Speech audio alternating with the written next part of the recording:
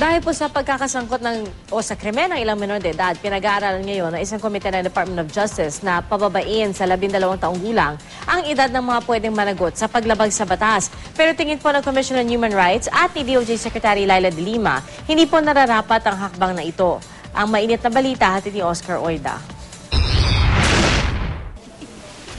Ilang malalaking krimen na ang kinasangkutan ng ilang menor de edad ngayon. Tulad na lamang ng pagdukot umano sa 6 taong gulang na lalaki sa Sampaloc, Maynila.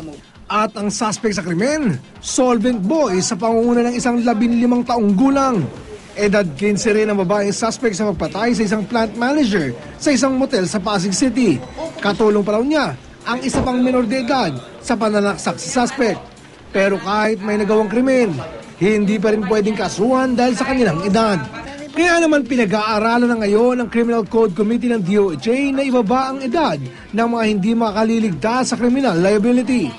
Ibig sabihin, ang mga edad 12 hanggang 17 pwede ng kasuhan at depende sa kaso ay pwede pang makulong. Sa mainit na balitaktakan sa kape at balita kanina, ikinuwento ni SPO2 Marisa Lim ang iba pang kadalasang krimen kinasasangkutan ng mga bata. They are involved sa shoplifting, theft, pickpocket, robbery, snatching. Hindi ko minsan napadala lang sa mga kaibigan, napasama sa barkada, gano'n. Tapos pagpasok sa isang department store, nahuhuli sila kasi nakikita sa CCTV. Sabi naman ni Commission on Human Rights Chairperson Eta Rosales, hindi naman nararapat na ibaba pa ang edad na pwedeng kasuhan. Wala raw kasalanan ng bata na masadlak sa ganung sitwasyon sa murang edad.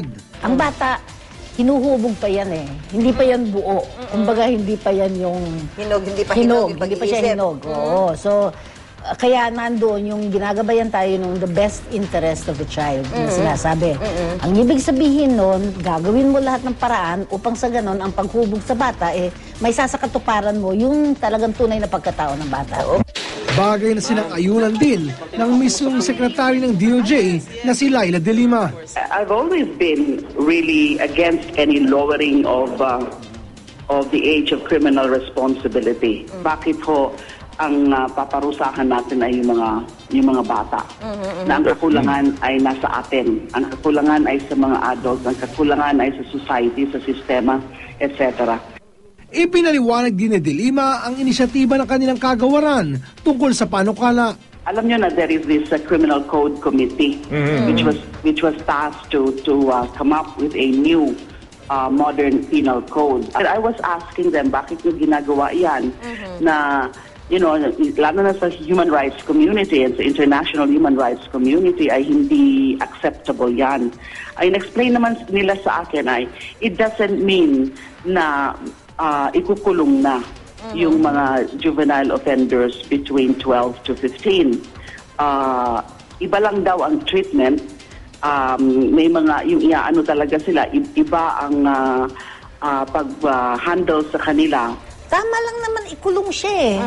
Hindi mo naman sinasabing pabayaan mo na siya. Dapat ikulong mo siya, pero ikukulong mo siya doon sa diversion program na sinasabi, isang lugar na wala yung mga kriminal, para hindi naman siya maging kriminal. Hindi yung kasama siya doon sa hindi mga siya, iwag mo siya isama. bilanggo talaga. At yung sinasabing restorative justice, ang dapat gumabay. Yung restorative justice, ibalik siya doon sa kanyang pagkatao at ihubog siya doon sa tunay na pagkatao niya. Naniniwala ang dalawang opisyal na ang paghubog sa kabataan ay responsibilidad ng lahat. Dagdag pa ni Chairperson Rosales, ang isa raw na solusyong nakikita niya ay kung may papasa na ang Responsible Parenthood Bill. Kung ayusin natin yung Reproductive Rights Bill, yung anong tawag nila, Responsible Parenthood. Isa ka to para ibatas na natin yan, isabatas na natin yan sa Senado at sa Kamara de Representantes.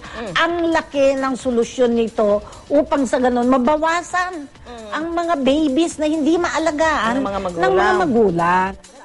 Oscar Oida, GMA News.